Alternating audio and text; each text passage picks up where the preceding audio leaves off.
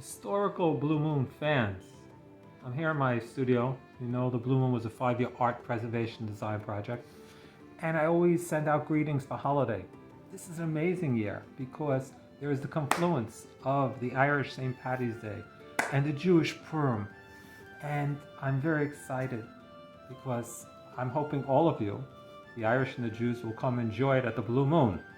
But in case you can't, here's my greeting in the best Yiddish brogue I could do.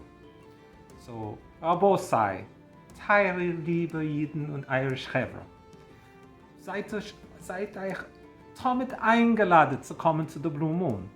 Aber Jahr besonders. Verwus, weil es kommt raus, sind Pattys Tag und Purim am selben Tag. Wir können beide alle Chaim machen, aber lass uns nicht schicke werden. So that translates to my Irish and Jewish brothers. Please come to the Blue Moon. We can drink a l'chaim together or cheers together, but we shouldn't get drunk together. Anyway, wishing you all the best and hope to see you at the Blue Moon.